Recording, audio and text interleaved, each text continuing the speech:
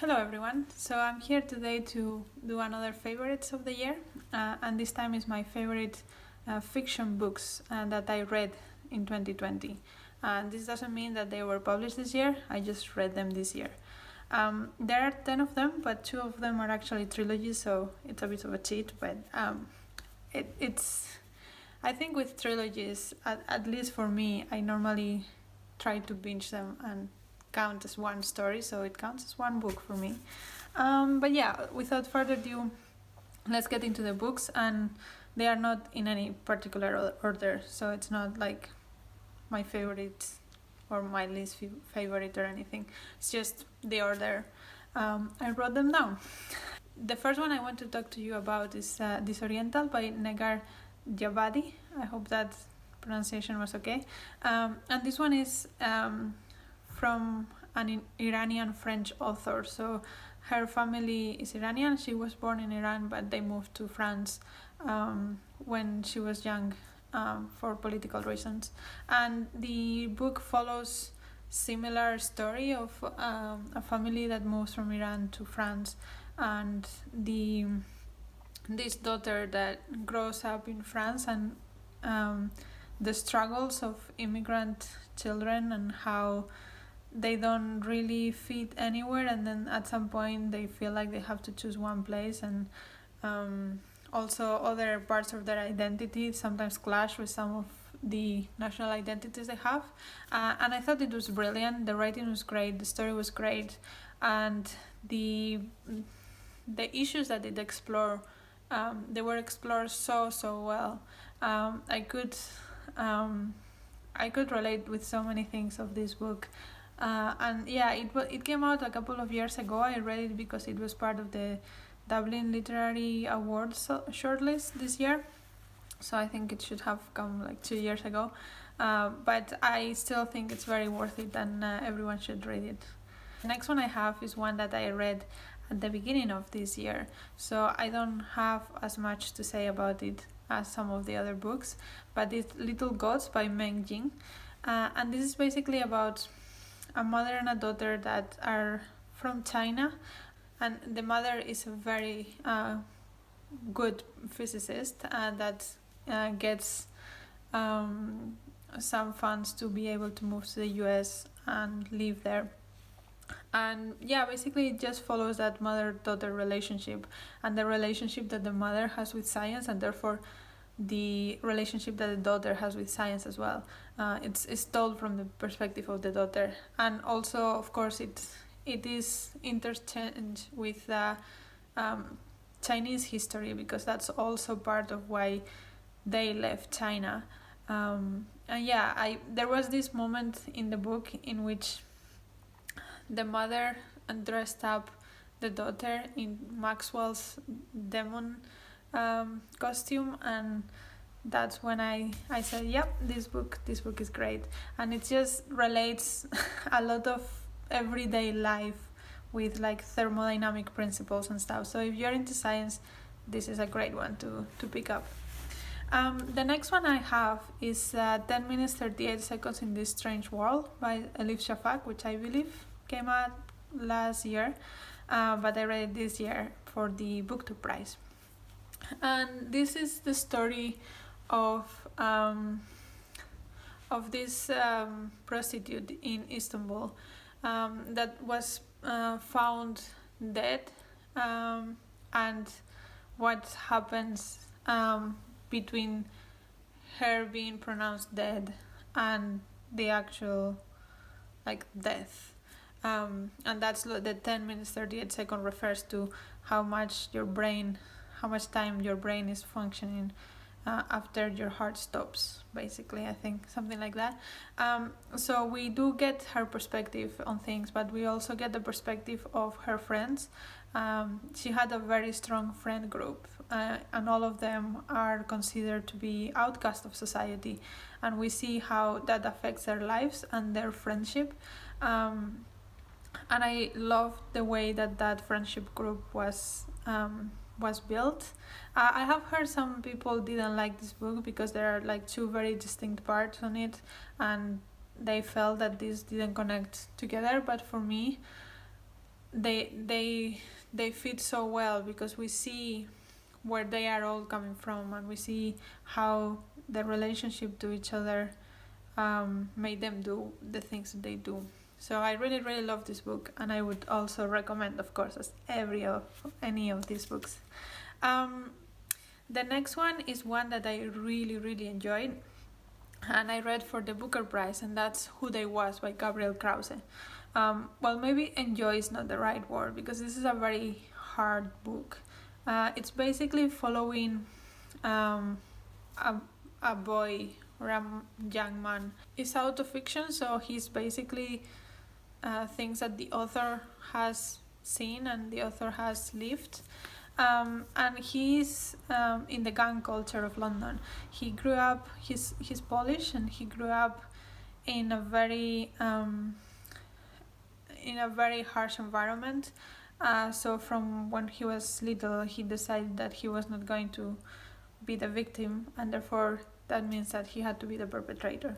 So that brings him into crime and into this gang scene in London that I had no idea existed.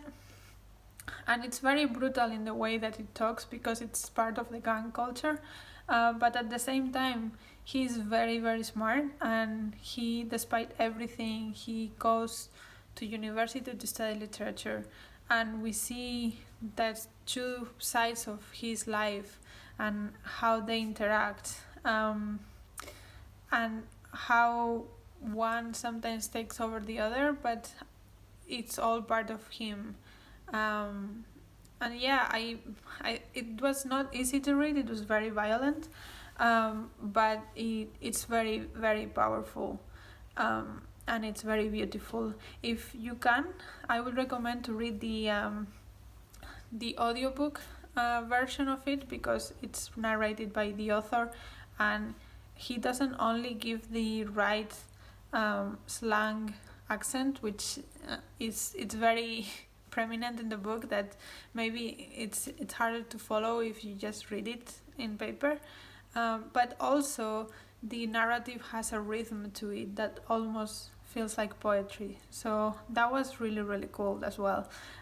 So yeah, I think this is a great book that should have gone further in the Booker Prize, but it didn't. But still, it's worth the read, and I would recommend that you go and pick a copy as soon as you can, because it is worth all the hype that we can give it. The next one is a little bit of a different one for me, because it's a fantasy trilogy, and that's the Debavad trilogy by S.A. Chakraborti. So the first one is The City of Brass, The Empire of Gold. No, The Empire of Gold is the second one. City of Brass, Kingdom of Copper, and The Empire of Gold, I think. And yeah, basically it follows this girl that she thought she was human, but it turns out that she's not. So she's brought to Debavad, which is this genie city, and she gets involved into all of the politics of the place. But it turns out that the only thing that she wants to do is to heal people. She has, even in the human world, she always wanted to be a healer and a doctor, and that's also what she wants to do in her new place. She's very strong. She's not perfect, but she's very strong, and she's just really cool. And also the fact that this fantasy world is based on Middle Eastern, like North African culture, is really cool. Like Naira, the girl, was living in Cairo until she was brought to Debavad. So yeah, I thought that it has all these really cool, really new elements that make it quite unique and stand out, really. So if you're going to pick any fantasy book, for whatever reason, this one is a very good one to pick up. And even though they are quite chunky, they go really fast. So yeah. The next one is one that I read for Cabezon, and it's funny that all of these are for some kind of project, but yeah, the next one was for Cabezon back in spring, and it's Augustown by Kei Miller. Again, I don't remember a whole lot from this because I read it a while ago, but this one was following a family in Jamaica, I think it was. And it was following how all these prejudices about race came about and what the effect of that was on the people. They also discussed like the education system and the legal system. And yeah, it was really, really good. I think that the writing of Kei Miller is very poetic, and the characters are very, very real. So yeah, and in Augustown in particular does deal with some events that happen in real life. So you can also learn a little bit about Jamaican culture from this. The next one is another one that I read because of the Booker Prize, and that is the Nervous Condition trilogy by Tsitsi Dangarembga. I don't know how the trilogy is called. I only have the physical copy of the second one, which is the Book of Not, and then the last one is This Mournable Body. I have a full review of This Mournable Body, so I think I will link it down below if you're interested on that. But yeah, this trilogy was it was very surprising for me, because before I read them there were a lot of bad reviews about This Mournable Body, and after reading the whole trilogy I realized that's probably because they did not read the whole trilogy, they just read This Mournable Body. I understand that it might not be for everybody, but I think it has something very deep to say about Zimbabwean culture and Zimbabwean history. The first one follows Tambudzai, who is this little girl that is very ambitious, and it's still in colonial times, and she wants to go to school, so she does everything in her power to go to school. And then the Book of Not follows her through her school journey and how disappointment after disappointment she keeps trying and trying. And then the last one in the trilogy follows her as an adult many years later, when Zimbabwe is in deep trouble, economical trouble, and she has to still make a life for herself that is not what she wanted initially. So we follow that whole progression of Tambudzai, and I can understand that if you only get the last part, you don't get the full development of the character that you get if you read the whole trilogy. And I know the second book in particular was very hard to come across, but they are going to be reprinted, so I hope that helps people pick up the whole trilogy. But yeah, I thought that all the commentary about Zimbabwe, and it's also applicable to many other countries in Africa, and the characters were so vivid. The writing in the first book was quite hard to go through, I have to say. It took me a long while to read that book, which is not necessarily a bad thing, it's just something that you have to be aware of when you start reading that. But this one grabbed me from the beginning, and This Mournable Body the same. And they just get better and better as the trilogy goes on. So I would really recommend this one as well. The whole trilogy is just amazing, and I have not seen anything like it before. So I think it's really worth it, and it also needs more praise and more hype in the internet. Yeah, the next one I read for the International Booker, and this The Adventures of China Iron by Gabriela Cabezon Camara. And this one is an Argentinian book. And first of all, the translation was amazing. There are so many wordplays and jokes and things. It's very playful, and it's very funny in parts. It's a horrible story. It's a story of a transgender person in Argentina in a very hard time in Argentinian history. So the topic itself is not a happy one, but it's written in a way that it's very sarcastic and very playful, and the translator managed to convey all of that in the English version as well. So yeah, I was completely amazed about the translation of this, but yeah, it's really fun while still being really important and have something very deep to say. That was my favorite for the International Booker this year. It didn't win, but still made it the shortlist, so I was really happy about that. And yeah, I just think that this is so interesting, and also it's very short, so extra bonuses. And the next one I have is Woman Talking by Miriam Toewes. I read this at the beginning of the year as well, so my memory might be a bit hazy. But basically, it follows Mennonite community in Canada, and the men of that community have been basically raping all the women in the town, including girls. Like, I think the youngest was like 5 or 6 years old. Um, so when they are all arrested for it and they are in town, the women have a meeting to discuss what they are going to do.